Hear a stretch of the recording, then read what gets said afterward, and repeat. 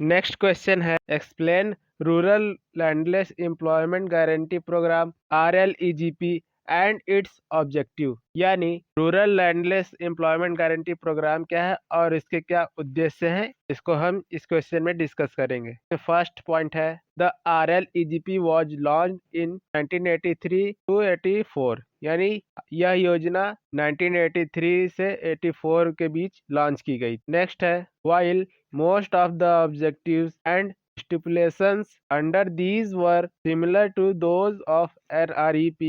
It was to be limited only to the landless with guaranteed employment of 100 days. यानी इस योजना के objective और स्टिपुलेशन यानी शर्तें ये सभी NREP स्कीम के सिमिलर ही थी। जो नेशनल रूरल एम्प्लॉयमेंट प्रोग्राम जो चलाया गया था उसके जो ऑब्जेक्टिव थे वही इस योजना के भी ऑब्जेक्टिव हैं। बस इस योजना में यह डिफरेंस था कि इसे लैंडलेस लोगों तक ही सीमित रखना था और इसमें 100 दिन की रोजगार की गारंटी की बात की गई थी। नेक्स्ट है, programme design and implementation is almost identical to the NREP। यानी इस प्रोग्राम का डिजाइन और इसको कैसे इम्प्लीमेंटेशन किया जाना है यह लगभग NREP स्कीम के जैसा था। नेक्स्ट है, this was a centrally sponsored programme. यानी यह प्रोग्राम सेंट्रल द्वारा स्पॉन्सर्ड किया गया था, चलाया गया था। नेक्स्ट है, there was a earmarking of funds especially for certain activities, 25% for social forestry, 10% for work benefiting only the scheduled caste, scheduled tribes and 20% for housing under Indira Awas Yojana. यानी इस योजना में जो फंड रिजर्व किए गए थे स्पेशली उनमें सोशल वर्क के लिए 25%, सोशल फॉरेस्ट्री सामाजिक कार्यों के लिए 10% शेड्यूल्ड कास्ट और शेड्यूल्ड ट्राइब्स यानी अनुसूचित जाति अनुसूचित जनजाति को लाभ पहुंचाने के लिए रिजर्व किया गया था और 20% इंदिरा आवास योजना के तहत लोगों को घर बनाने के लिए रिजर्व किया गया। नेक्स्ट है, the RLEGP was merged with NREP in the 1989 to 90 annual plan. यानी इस योजना को 1989 से 1990 के बीच जो वार्षिक योजना चलाई गई थी उसे LREGP को NREP में शामिल कर दिया गया था। नेक्स्ट है, objective of the LREGP was launch with the objective of. यानी इस योजना में जो ऑब्जेक्टिव लॉन्च किए गए थे उसे अब हम देखने वाले हैं। इसमें फर्स्ट पॉइंट है, improving and expanding employment opportunity for the rural landless with a view to providing guarantee of employment to at least one member of every landless household up to 100 days in a year। यानी सभी landless household यानी भूमिहीन परिवारों को जिनके पास जमीन नहीं है उन परिवारों के कम से कम एक सदस्य एटलीस्ट वन मेंबर को 100 दिन की रोजगार की गारंटी देना था और उनके लिए एम्प्लॉयमेंट की अपॉर्चुनिटी क्रिएट करना था ताकि रूरल डेवलपमेंट हो सके, इसका एक्सपेंड किया जा सके ताकि उनके जीवन में सुधार आए। नेक्स्ट है, क्रिएटिंग ड्यूरेबल एसेट्स और strengthening the infrastructure so as to meet the growing recruitment of the rural economy. Durable assets यानी टिकाऊ निर्माण करना था, जैसे पक्के अस्पताल हो, स्कूल हो और सड़कें पक्की हो और पंचायत भवन पक्के हो और इंफ्रास्ट्रक्चर वहाँ का मजबूत होना चाहिए, रोड कनेक्टिविटी अच्छी होनी चाहिए। इन सभी बुनियादी ढांचों को मजबूत करके ग्रामीण अर्थव्यवस्था रूरल इकोनॉमी की बढ़ती आवश्यकताओं को, ग्रोइंग रिक्वायरमेंट बढ़ती आवश्यकताओं को पूरा किया जा सकता था। तो इस प्रकार हमने देखा कि रूरल लैंडलेस एम्प्लॉयमेंट गारंटी योजना क्या है और इसके क्या ऑब्जेक्टिव है। इसमें यह योजना मेनली NREP योजना के तहत ही है, नेशनल रूरल एम्प्लॉयमेंट प्रोग्राम के जैसी ही थी। इसे 1989 से 90 के बीच उसमें मर्ज कर दिया गया था और इसमें 100 दिन की रोजगार की गारंटी का भी प्रावधान किया गया था। नेक्स्ट है, एक्सप्लेन जवाहर रोजगार योजना JRY एंड इट्स ऑब्जेक्टिव। यानी जवाहर रोजगार योजना क्या है और इसके क्या ऑब्जेक्टिव है, इसके बारे में हम डिस्कस करने वाले हैं। इसमें फर्स्ट पॉइंट है, Jawahar Rozgar Yojana was launched on April 1, 1989 by merging national rural employment programme NREP and rural landless employment guarantee programme RLEGP। यानी हम कह सकते हैं कि यह योजना NREP और RLEGP को मर्ज करके 1 अप्रैल 1989 को बनाई गई थी और को लॉन्च की गई थी, जिसका नाम था जवाहर रोजगार योजना। यानी इस योजना को NREP और RLEGP को मर्ज करके बनाया गया था। नेक्स्ट है expenditures were born by central and state in 80-20 ratio. यानी इस योजना में जो भी इसमें लागत आने वाली थी एक्सपेंडिचर्स, उसे सेंट्रल गवर्नमेंट 80% प्रोवाइड करती और स्टेट गवर्नमेंट 20%, 80-20 रेशियो में प्रोवाइड किया जाता था इस योजना में। नेक्स्ट है the people below the poverty line were the largest grow up for employment. यानी इस योजना में गरीबी रेखा के नीचे, पॉवर्टी लाइन के बिलो द पॉवर्टी लाइन के नीचे के लोगों के ग्रुप्स को टारगेट किया गया था और उनके लिए एम्प्लॉयमेंट प्रोवाइड करने का इसमें प्रावधान किया गया था। नेक्स्ट है the preference was given to the schedule caste, schedule tribes and pre bonded labours. यानी इसमें उन लोगों को प्रेफरेंस दिया गया था जो शेड्यूल कास्ट, अनुसूचित जाति, अनुसूचित जनजाति और बंधुआ मजदूरी से मुक्त हुए लोग थे, प्री बॉन्डेड लेबर्स। उनके लिए इसमें रोजगार के अवसर प्रदान करने की सुविधा की गई थी, प्रायोरिटी दी गई थी।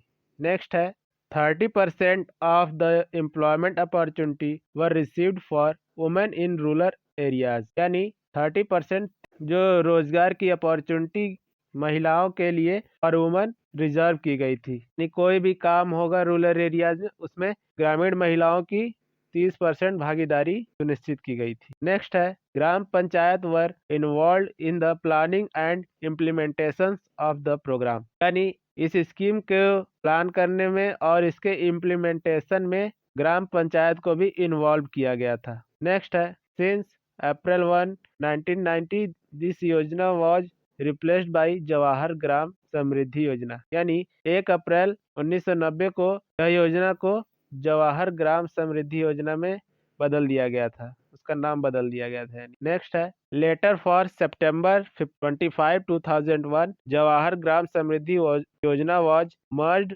संपूर्ण ग्रामीण रोजगार योजना। यानी सितंबर 25, 2001 में जवाहर ग्राम समृद्धि योजना को संपूर्ण ग्राम रोजगार योजना में मर्ज कर दिया गया था, मिला दिया गया था। अब हम इसके ऑब्जेक्टिव को देखने वाले हैं। इसमें फर्स्ट पॉइंट है the main objective of the yojana was additional gainful employment for the unemployed and under employed persons in rural areas. यानी इस स्कीम का मेन ऑब्जेक्टिव यह था कि रूरल एरियाज में जो बेरोजगार और कम रोजगार वाले व्यक्ति हैं उनके लिए गेनफुल यानी लाभकारी एम्प्लॉयमेंट यानी रोजगार क्रिएट कैसे किया जाए, इस योजना का प्रमुख उद्देश्य यह भी था।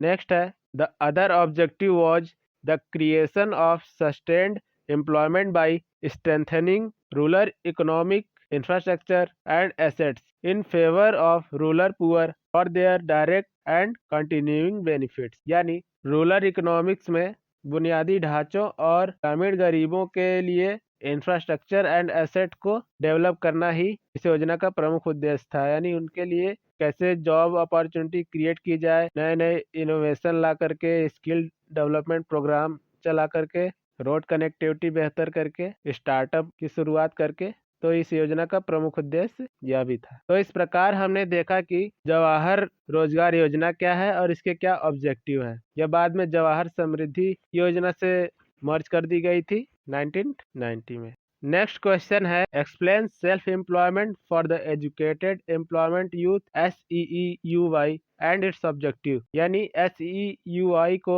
और उसके ऑब्जेक्टिव को हम इसमें कवर करेंगे। इसमें फर्स्ट पॉइंट है during 1983 to 84 government of India started self employment for the educated unemployed youth SEEUY scheme. यानी गवर्नमेंट ऑफ इंडिया भारत सरकार ने 1983 से 84 के बीच में SEEUY स्कीम को लॉन्च किया था, यानी शुरुआत की थी। नेक्स्ट है this scheme was implemented with clear guidelines regarding eligibility criteria and institutional mechanism. यानी यह योजना, यह दिस स्कीम इम्प्लीमेंटेड यानी लागू की गई थी क्लियर गाइडलाइंस, स्पष्ट गाइडलाइंस के साथ, जिसमें एलिजिबिलिटी क्राइटेरिया को मेंशन किया गया था और इंस्टीट्यूशनल मैकेनिज्म संस्थागत तंत्र, जिसमें इंस्टीट्यूशंस की भी काफी भागीदारी थी इस योजना में। नेक्स्ट है apart from this the state wise, district wise and bank wise targets were also indicated, यानी अपार्ट फ्रॉम दिस इसके अलावा स्टेट वाइज, राज्यवार, डिस्ट्रिक्ट वाइज, जिलेवार, बैंक वाइज, बैंक के लिए इसमें टारगेट निर्धारित किए गए थे और इन सबको भी इस स्कीम में इंडिकेट किया गया था, लागू किया गया था। नेक्स्ट है, it introduced effective monitoring and evolution of the scheme at various levels in order to promote self-employment for the educated unemployed youth in the country through setting up of industry, service and business enterprises of their own। यानी इसमें स्वयं के उद्योग यानी industry, service यानी सेवा, business और enterprises के माध्यम से देश में एजुकेटेड अनएम्प्लॉयड यूथ, शिक्षित बेरोजगार युवाओं को स्वरोजगार कैसे किया जाए, इसको इसमें मेंशन किया गया था। यानी हम कह सकते हैं कि इस स्कीम में एजुकेटेड अनएम्प्लॉयड लोगों के लिए कैसे एम्प्लॉयमेंट जनरेट किया जाए, इसका प्रावधान किया गया था, इसको लाया गया था। नेक्स्ट है, package of assistance made available to the beneficiaries under the schemes include the provisions of subsidy loan on easy terms and conditions and provisions of necessary information and guidance for setting up of self-employed ventures। यानी इस योजना के तहत लाभार्थियों को उपलब्ध कराई गई सहायता के पैकेज में सब्सिडी प्रोवाइड करना, provision of subsidy, easy terms and condition के आधार पर उन्हें लोन प्रोवाइड करना ताकि वे अपना स्टार्टअप स्टेब्लिश कर सकें, उद्यम स्थापित कर सकें, और उन्हें करेक्ट इंफॉर्मेशन और गाइडेंस के द्वारा भी स्किलफुल बनाने का भी प्रावधान किया गया था। सेल्फ एम्प्लॉयड बनाने के लिए इसमें प्रावधान किया गया था। नेक्स्ट है, this scheme was implemented as a central scheme for the period of 11 year between 1983 to 84 and 1993 to 94। यानी इस योजना को 11 वर्ष की अवधि के लिए सेंट्रल योजना के रूप में लागू किया गया था और यह योजना 1983 से 84 और 1993 से 94 के बीच यानी चलाई गई थी। नेक्स्ट है, self employment for the educated unemployment youth SEEUY was merged with prime minister रोजगार योजना फ्रॉम 1994 टू 95। यानी यह SEEUY स्कीम 1994 से 95 के बीच में प्रधानमंत्री रोजगार योजना, प्राइम मिनिस्टर रोजगार योजना PMRY में मर्ज कर दी गई, शामिल कर दी गई थी। नेक्स्ट है इसके ऑब्जेक्टिव। इसमें फर्स्ट पॉइंट है, the objective of the scheme is to encourage the educated unemployed youth to undertake self-employment ventures in industry, service and business through a provision of package of assistance। यानी इस योजना का जो उद्देश्य था वो आप तो जानते ही हैं कि शिक्षित बेरोजगार लोगों को कैसे एम्प्लॉयमेंट दिया जाए, उन्हें कैसे हेल्प की जाए ताकि वो एंटरप्रेन्योर बन सके, अपना खुद का रोजगार क्रिएट कर सके। इसके लिए इस मोटिवेट करना था। सेल्फ एम्प्लॉयमेंट कैसे जनरेट किया जाए, इसके लिए भी इंडस्ट्री, सर्विस, उद्योगों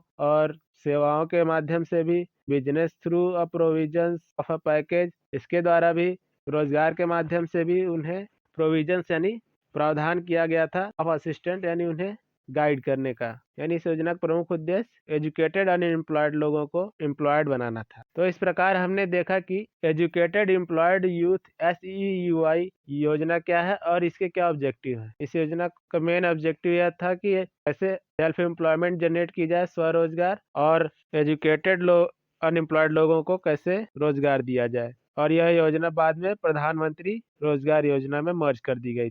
नेक्स्ट है, explain integrated rural development programme IRDP and its objective. यानी इसमें हमें IRDP योजना क्या है और इसके क्या ऑब्जेक्टिव है, इसके बारे में डिस्कस करना है। इसमें फर्स्ट पॉइंट है, the concept of an integrated rural development programme was first proposed in the central government budget for 1976-77। However, the program come into operations in 1978 to 79। यानी यह स्कीम सेंट्रल गवर्नमेंट द्वारा 1976 से 77 के budget के लिए पेश की गई थी, जबकि इस योजना को ऑपरेशन में 1978 से 1979 के बीच में लागू किया गया था। नेक्स्ट है, aim of the program is to provide employment opportunity the poor as well as opportunity to develop their skill sets so as improve their living conditions।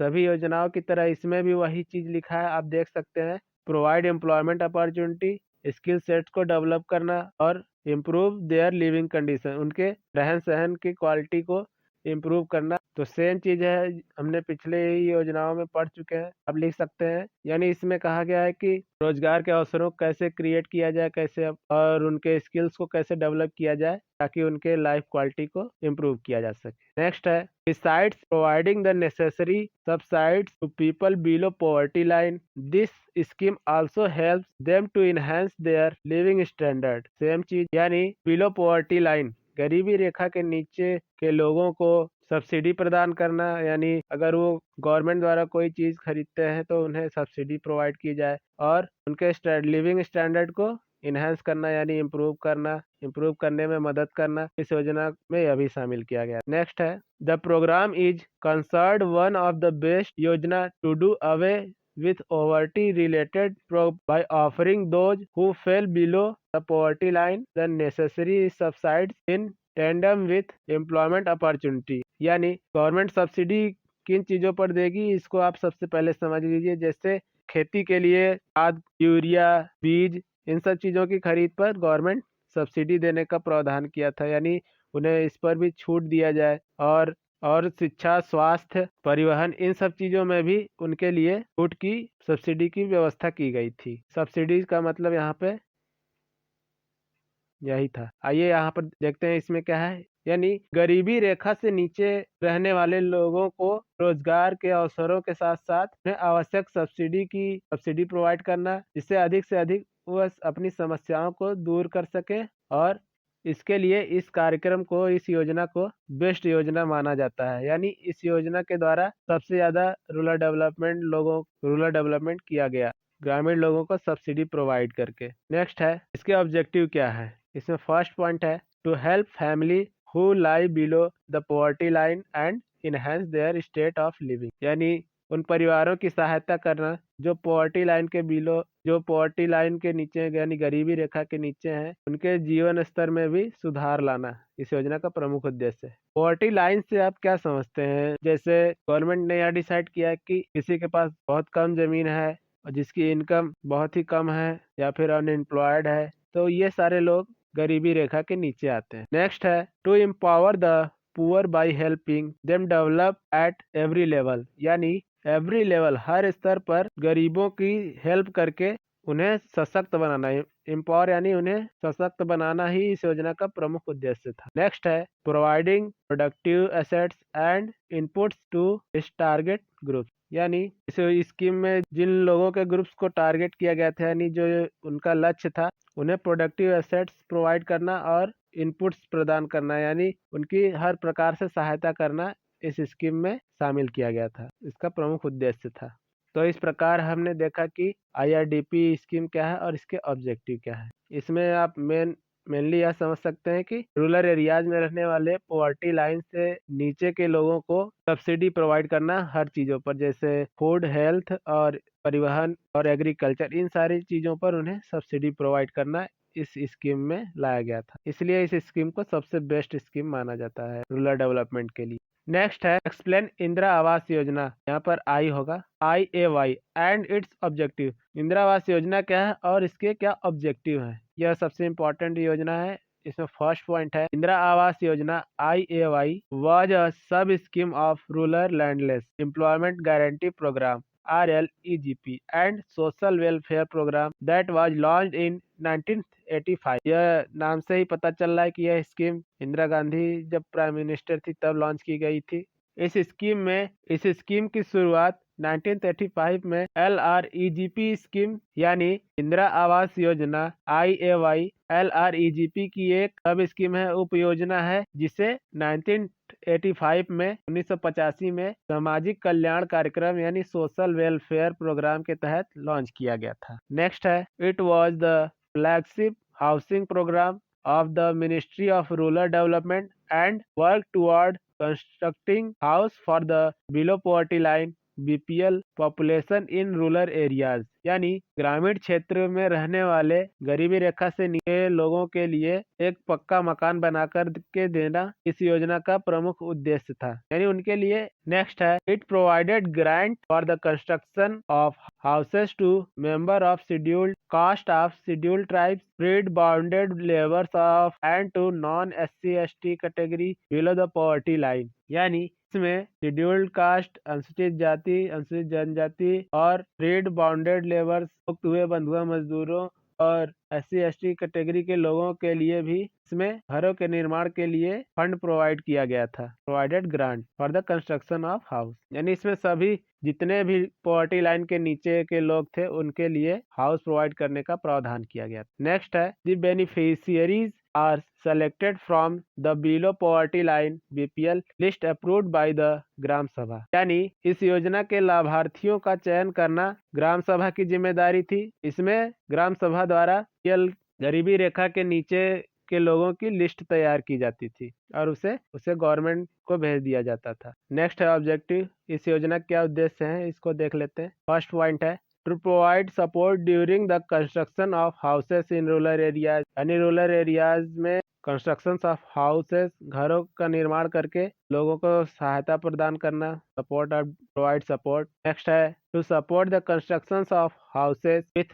Adequate provisions including workplace within the house, यानी adequate provisions पर्याप्त प्रावधानों द्वारा घरों के निर्माण में सहायता प्रदान करना, कंस्ट्रक्शन ऑफ हाउसेस जिस इंक्लूडिंग यानी जिसमें workplace within the house, कार्यस्थल घर के भीतर लोग अपना काम भी कर सके, वर्क प्लेस भी बनाया गया था। नेक्स्ट है to design the houses based on the requirement for the dollar, यानी ग्रामीण लोगों की आवश्यकताओं के आधार पर घरों का डिजाइन करना भी इस योजना का उद्देश्य था। नेक्स्ट है to promote the use of technology and material that is affordable, conductive और generating employment, environment friendly and sustainable. यानी इन घरों के निर्माण में जो टेक्नोलॉजी यूज होनी थी, जो मटेरियल यूज होने थे वो अफोर्डेबल हो, कंडक्टिव फॉर जनरेटिंग एम्प्लॉयमेंट और मटेरियल्स को रूरल एरियाज से ही लिया जाए और वे इन्वायरमेंट फ्रेंडली होने चाहिए और सस्ते होने चाहिए। इन चीज़ों को भी बढ़ावा देना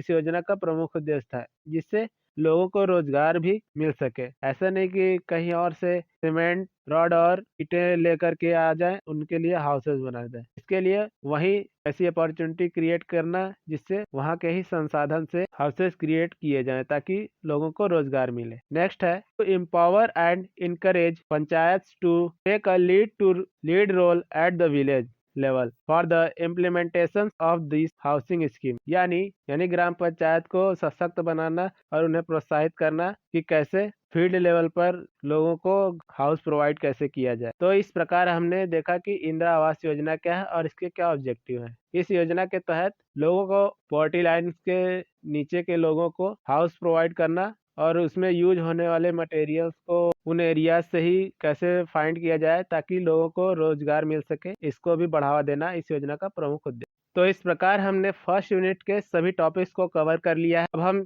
अपने अपकमिंग वीडियोस में सेकंड यूनिट के साथ इसमें एक्सपेरिमेंट्स किए गए थे उसके टॉपिक्स को कवर करेंगे। भाई हमेशा प्लेलिस्ट से करें। अगर आपने अभी तक हमारे चैनल को सब्सक्राइब नहीं किया है तो इसे सब्सक्राइब कर लें और हमारा वीडियो आपको कैसा लग रहा है कमेंट करके ज़रूर बताएं और इसे ज़्यादा से ज़्यादा शेयर करें। Thank you for watching this video.